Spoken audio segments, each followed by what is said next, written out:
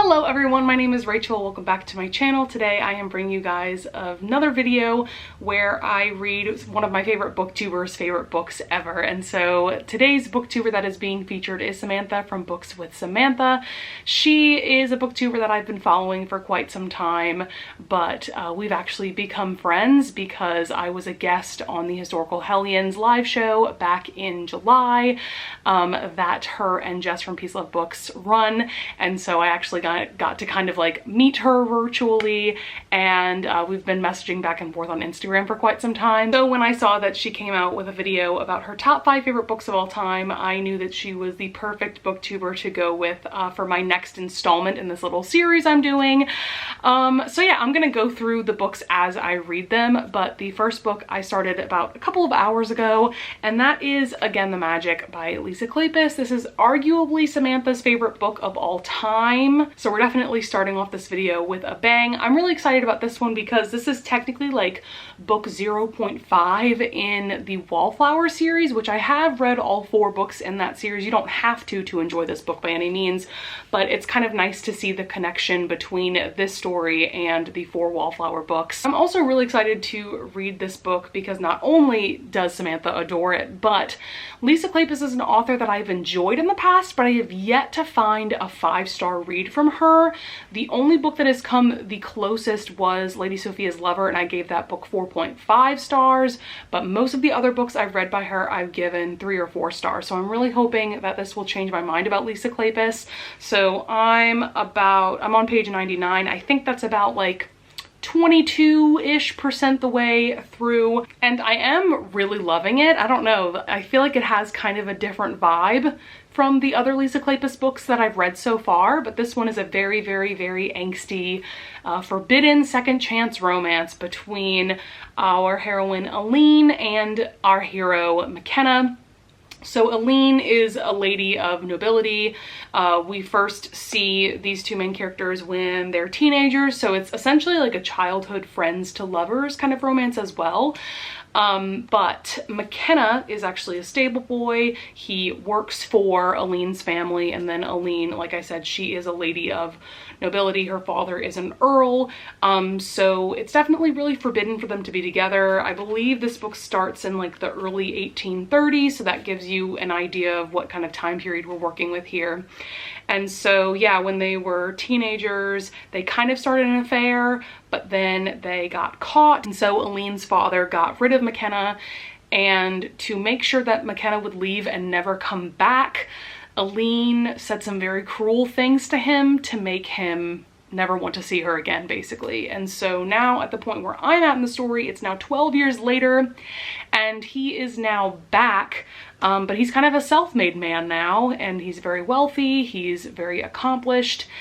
And I just learned right before where I stopped that he is out for revenge against Aline, unfortunately. Like, the angst. So his plan is to break her heart just like she did to him years earlier. So I'm really loving this so far. I think that it just kind of has a different feel from other Lisa Kleypas books that I've read so far. Like, I was instantly invested in the story from page 1. These are the kind of second chance romances that I really love, and I'm really excited to see what happens going forward. So that's going to be it for this reading update for now. I'll definitely talk to you guys at some point tomorrow. I have a feeling that I'll finish this at some point tomorrow afternoon, just because I'm already flying through, like I flew through the first 100 pages and I'm just so invested right now that I have to keep reading. All right, hey guys, we're in a different location today. This is actually the room that my mom and I are staying in at my sister's house at the moment. But reading update for this vlog, I finished Again the Magic by Lisa Kleypas, and I finally found a Lisa Kleypas book that I absolutely adored. Oh my goodness. I, of course, had to give this 5 stars. I totally see why Samantha loves this book so much. I was actually messaging with her earlier today, and she confirmed for me that this is definitely her favorite book of all time. And I just totally see why. I think I went into the plot already in the last update, but I think what I didn't touch on is that there's actually 2 romances in this book. So we have Aline, I wanted to call her Elise for some reason. We have Aline and McKenna, which is the angsty second chance romance, but we also have Livia, who is Aline's younger sister, and Gideon, who is McKenna's business partner, and the two of them are having a romance throughout this novel. And one of the things I adored about this is that while there are two romances going on at the same time, and while it's very clear that Aline and McKenna's romance is the primary romance and Livia and Gideon's is the secondary romance, like, she still did a fantastic job of like balancing the two, and both relationships felt equally special and important, if that makes sense. I think I touched on this in my last update, but you know, there's plenty of angst to go around in this romance for sure. And I was just obsessed with the whole idea of McKenna being back in Aline's life for like some kind of revenge plot, and he just wanted to seduce her to break her heart like she did to him years ago. I was so here for that, and I loved the way that that played out in this. I think one thing that I also really adored about this romance is how beautifully paced it was. There was no downtime at all. There was no opportunity for me to get bored by any means. Like, it was just fantastic. I totally see why Samantha loves this book so much, and I'm really glad that I finally gave it a chance. Oh, there's a puppy dog right here. This is Chloe. She's looking at me like I'm insane because I am talking to an inanimate object. Hey, Chloe. Hey, baby girl. She's like, what is wrong with you? But yeah, this was fantastic. I even put in my Goodreads review. This is historical romance at its finest, and it is definitely one of my favorite historical romances now. Like, oh my goodness. And also when I was messaging with Samantha, she was saying that she's reread this book at least 5 times, and I could totally see myself doing that as well, because it was just like, yes, there was some heaviness to this, of course. Like, there's all that angst between Aline and McKenna, and Aline has a secret that she's been dealing with for years, dealing with an injury. I don't want to spoil it beyond that. So yes, there's a heaviness to this book, but it was also very entertaining, and there were lighter moments as well. Like, everything was just perfectly balanced. So I can't recommend this enough.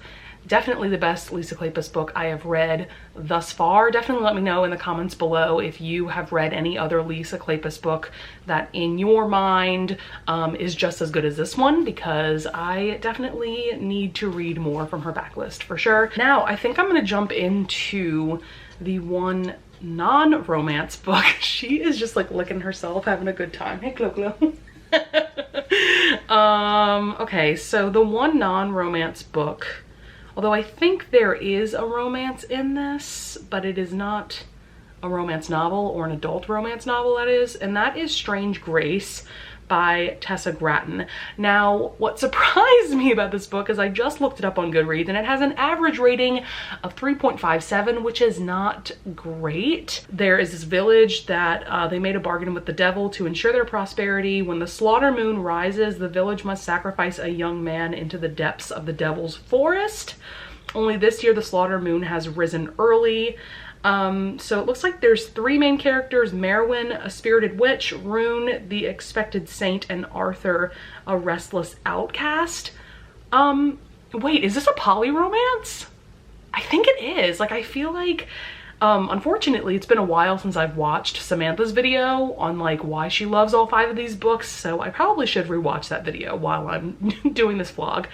But I could have sworn that she mentioned that it's a poly romance, which is pretty fantastic because it's YA. Like, you never see that in YA, although like more and more you're starting to see it, but I think this came out a few years ago. A lot of the people that I follow on Goodreads have either given it 5 stars or 3 stars, so I'm very curious to see where I end up in that spectrum of enjoying this. It sounds very intriguing. This is a book that's been on my radar, but I don't know, for some reason I just haven't read it. But I think it's like the perfect book to read during this time of year. It's giving me creepy Halloween, autumn vibes. All right, hey guys, so it is, what even is today?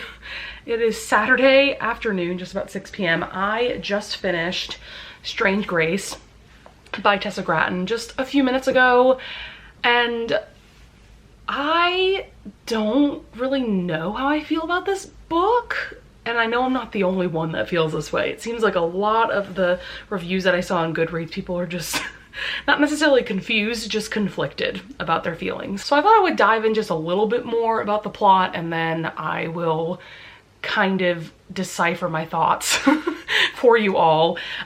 So yeah, there's this sacrifice that happens every 7 years. I know I touched on this yesterday.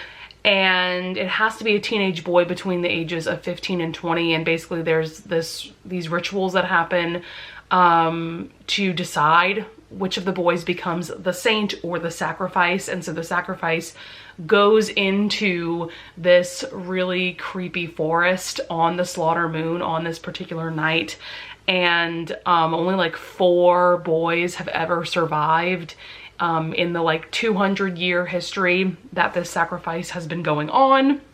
So we have Rune, one of our main characters. He has basically been groomed to be the saint when he comes of age.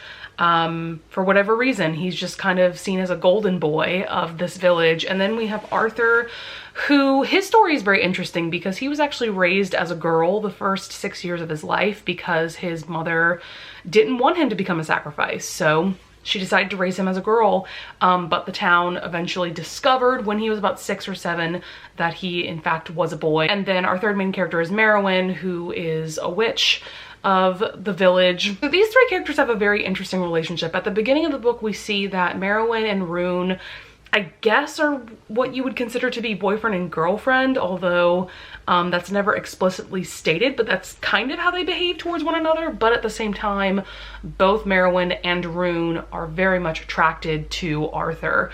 But Arthur is a very angry young man. Because he was raised as a girl, like everybody in the town teases him about that. And so he just adopted all of this toxic masculinity, and he just tries to be hyper masculine to compensate for his past. So throughout the book, we just kind of see that there's very interesting relationships going on between Merowyn and Arthur and Rune and Arthur. And yeah, I would say that like Rune and Merowyn have a very stable relationship, but when you bring Arthur into the mix, things can get a little like tense and chaotic, I guess you could say. So it's really interesting to see throughout the book that once Arthur becomes much more accepting of himself, it becomes more possible for these 3 people to have a polyamorous romance. Now, the weird thing about the romance though is that I feel like this was just kind of missing. There was no scene or moment where the 3 of them decided to be in a relationship together. We would get scenes between like separate couples, like Arthur and Rune kind of came to terms with their relationship, and so did Merowyn and Arthur, but there was just never a conversation between the 3 of them together in one place. I mean, you could argue that that happens at the very end, but the ending is so weird and abrupt. I don't know, it's just, I feel like this book could have used like 2 more sentences to really round out the book. But because the ending is so abrupt, we just never see that conversation happen on the page. Other than the romance, I thought that this book was very interesting. I will say that for some reason, the last like 25% or so, I wasn't as engaged. I'm not exactly sure why. But I did really enjoy Tessa Gratton's writing style. I think that it really lent itself to this kind of story, and I liked the vibes that this book had. It's very much like a dark slash horror slash witchy YA fantasy. So if you are looking for those vibes, especially for spooky season, I would recommend checking this out for yourself. I think I'm going to take probably a couple days off from this little vlog project because I actually want to read a couple of other books that are on my TBR that are not related to Samantha's favorite books. But I am having a good time with the books that I've been reading so far for this vlog. And yeah, I'll probably talk to you guys in a couple of days. All right, so it's been about like a day and a half since I last updated you guys. I decided to read a couple of other books that are on my TBR, but now we are back to this project. Also, I have this amazing cup that my sister made for me. It just has my name, and it's like all glittery and beautiful in purple, because purple is my favorite color. So I just have some iced tea with me. And let's discuss the latest book that I'm reading for this vlog. So I decided to jump into Sugar Daddy by Lisa Kleypas. So this is a very interesting choice for one of Samantha's top 5 favorite books ever. Like, because so many people just rave and rave and rave about Lisa Kleypas' historical romances, and rightfully so. I totally understand the hype. And while I've heard some booktubers and people in the romance community talk about Lisa Kleypas's contemporary works, I haven't heard anyone rave about them at all. So I was very, very surprised to see Samantha talk about this book and why she loves it so much. I went into this book completely blind, and I'm only about 12% into the book, so I still don't really know what this book is about. But what I can tell you is that it sounds like Lisa Kleypas's contemporaries are more women's fiction. And funny enough, Samantha actually just released a video where she did a whole discussion about basically the difference between romance and women's fiction. So I'm gonna link that video either up in the cards or down in the description. I haven't watched that video yet, but I'm sure there's a lot of really useful information and just a great discussion going on in that video. And from what I can tell about the book so far, it definitely has more of a women's fiction vibe, but it's essentially about this woman, Liberty, and the book starts off when she's 14, and it sounds like it's going to span a good chunk of her life, probably from when she's 14 to well into adulthood. There's definitely a little bit of like inklings of a romance going on with this guy Hardy that she meets at the beginning of the novel, because essentially her and her mother lost her father from like an oil rig accident, and so they moved to this small town called Welcome, Texas. And so when the novel starts, they have just moved into a trailer in that small town, and Hardy and his family also live in the trailer park. And so yeah, it's just kind of about Liberty's life. And so far this book is bringing up the fact that her father was Mexican and her mother is white, and that seems to affect her in really interesting and somewhat weird ways in how like the people around her interact with her, if that makes sense. And I really like the vibe of this book so far, because I like small town romances, I like small town books in general, and yeah, I don't know, it definitely has that women's fiction vibe to it, and sometimes I'm in the mood for those kind of books. So I'm enjoying it so far. I'm only like, I think 3 chapters in, so I really don't have much of an opinion. It's just been really fun to be filming a reading vlog again, because I haven't filmed a reading vlog since, I want to say June was the last time I filmed one for like the last round of the historical romance readathon. And so I've really missed this, and I think that doing this vlog has been perfect for me, because it really is what my mental health has needed, because I've already brought this up in a couple of my past videos, but my family has just recently gone through Hurricane Ida. We were home when the storm hit, and our area got some of the absolute worst of that storm.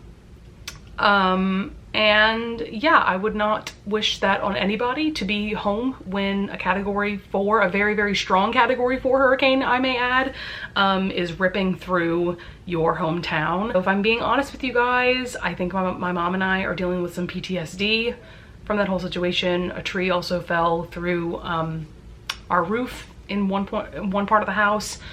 And I'm also not in a great mental place because of just like things with me personally. So that combined with this hurricane aftermath, hurricane trauma going on, it's just not great.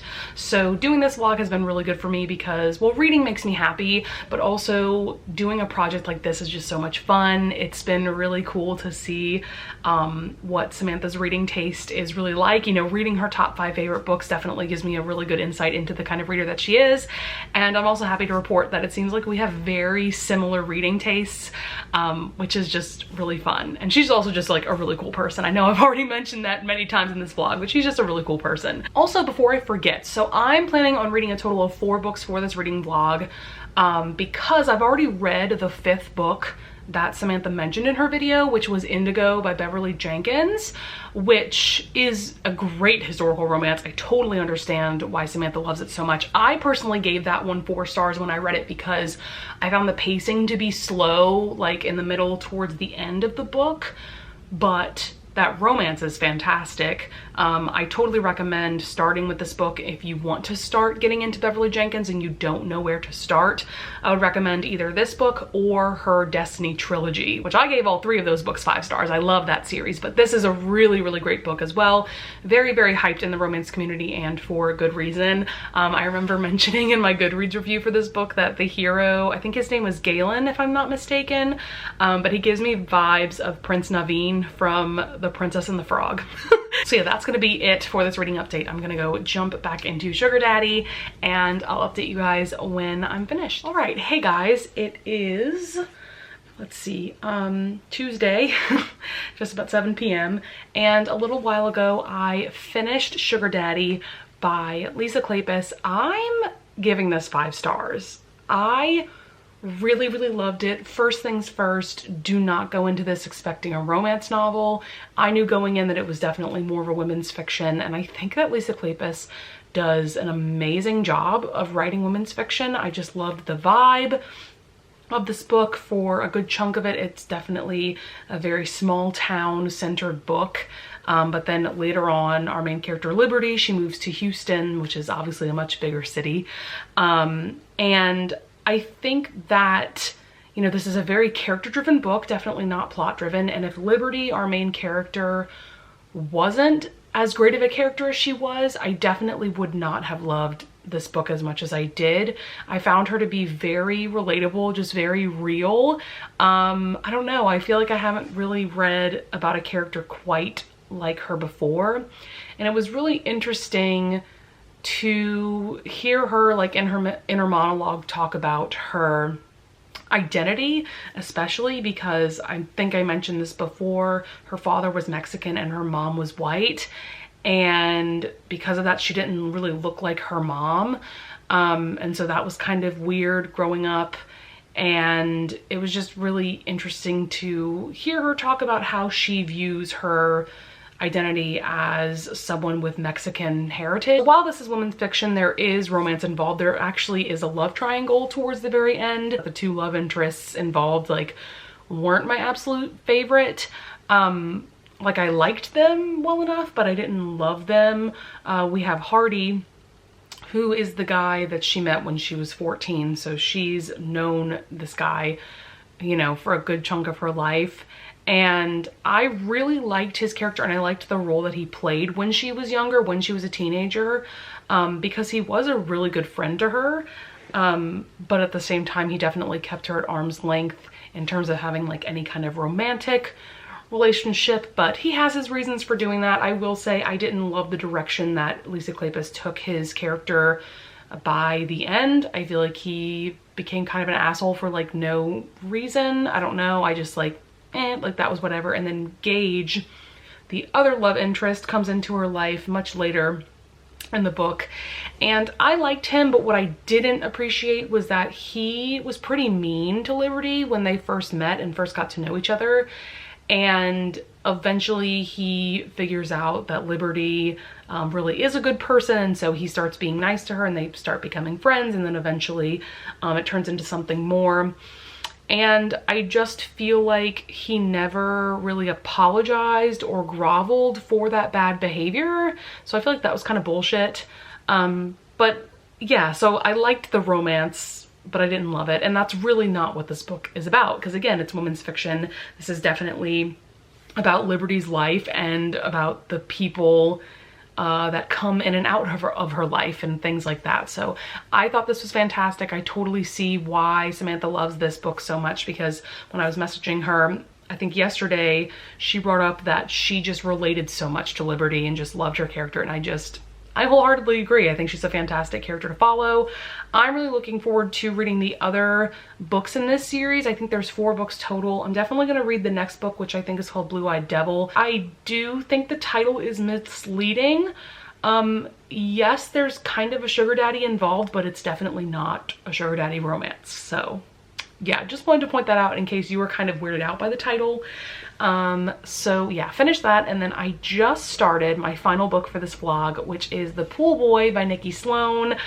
I am so excited about this book because I'm pretty sure this is Samantha's like second favorite book of all time at this point. I remember she made an entire video about how this is like her new favorite book and why she loved it so much.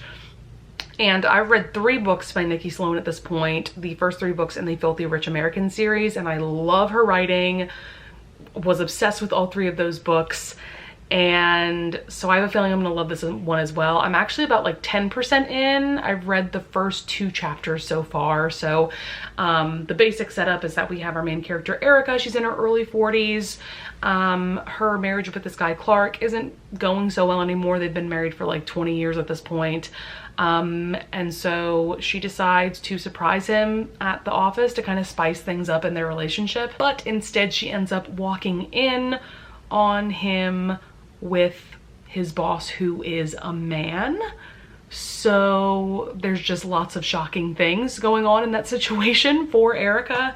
And so where I just left off, which like I said was on like chapter 3, she has now gotten divorced from her husband Clark, and the pool boy, the titular character, has now just come into the story. So really, really excited about this one. This is an older woman, younger man romance, and I believe the hero is like Erica's best friend's son, if I'm not mistaken. And yeah, I think this is gonna be fantastic. I already know that I'm obsessed with Nikki Sloan's writing. All right, so it is Wednesday evening, just about 7 p.m. So this is my last update for this vlog. I've had such a fun time reading Samantha's favorite books of all time. So The Pool Boy by Nikki Sloan.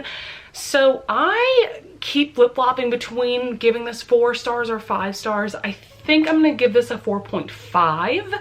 This just didn't quite reach a 5-star rating for me personally.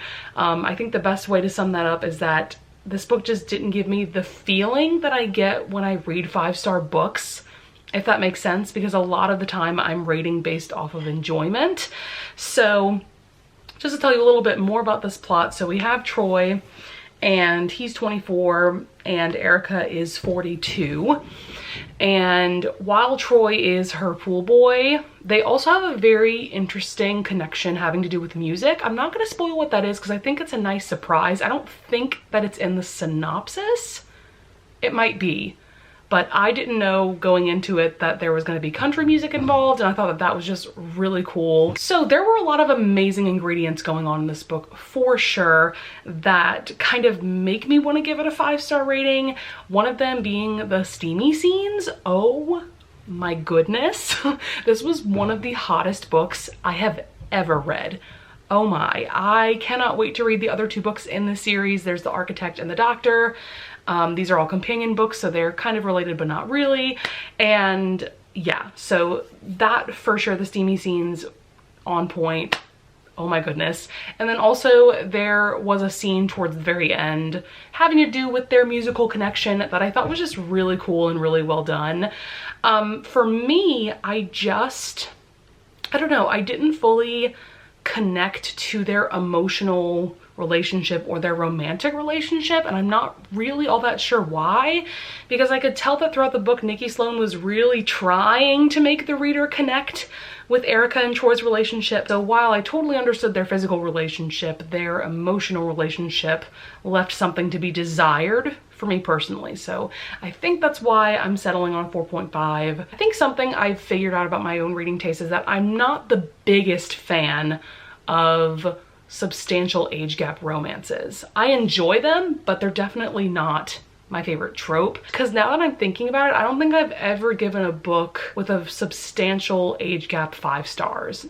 There's nothing coming to mind immediately, at least. But I still wholeheartedly recommend this. One more thing I do want to mention about this romance is that I really appreciated that it ended up being about so much more than just their age difference and the fact that Troy is Erica's pool boy. And that actually goes into the whole musical connection that these 2 characters have. Yeah, I don't know. I feel like this book could have ended up being much more basic than it was. Okay, so I just put my camera away, but then I remembered that I think the last time I did a vlog like this was for Riley from Riley Marie. I'll link that vlog up in the cards above. I had a really fun time reading those books because I think that I also have kind of similar reading taste to Riley. But I remember for that vlog that I ranked the books that I read in that video. So I'm gonna rank the books that I read in this video as well. I think my ranking's gonna be pretty obvious though, based on the ratings that I gave these books. But I think at the bottom I'd put Strange Grace by Tessa Gratton. I gave that one 4 stars. This one was definitely the book that was the most out of my comfort zone for sure. And I knew going into it that I may not love it, but I still really enjoyed it. I think above that, I would put Indigo by Beverly Jenkins. Even though I didn't read that book in this vlog, it is one of Samantha's top 5 favorites, right? And then above that, I would put The Pool Boy because I gave that 4.5 stars. Then Sugar Daddy by Lisa Kleypas, gave that 5 stars. And so my favorite read for this vlog has to be Again the Magic by Lisa Kleypas. This has to be one of my new all-time favorite historical romances now. Oh my goodness. And it makes me really excited to dive even more deeply into Lisa Kleypas's backlist because I know that there's quite a few of her books that I haven't read yet that are fan favorites. All right, so that is going to be it for this reading vlog where I read Samantha from Books with Samantha's top 5 favorite books of all time. I had such a fun time doing this vlog. I was chatting with Samantha last night and we both realized that we actually have really similar reading tastes. You know, the fact that I didn't give any of the books in this video less than 4 stars should really tell you something. That's really exciting. I love finding other booktubers that have a similar reading taste to my own, because now I'm just gonna go like binge all of her videos, although I already have watched most of her videos, but now I'm just gonna go binge all of her videos to get even more recommendations. And she even mentioned that now she wants to read some of my all-time favorite books, which is really fun. So that's gonna be it for this reading vlog. I would love it if you would leave a comment down below if you want to discuss any of the books that I talked about in this video, or if you want to give me recommendations for books that are similar to these or anything like that. I always love having conversations with you guys in the comments. And with that being said, I would love it if you would leave a like and subscribe, and I thank you so much in advance if you do. And with that being said, I'll see you guys in the next video. Bye!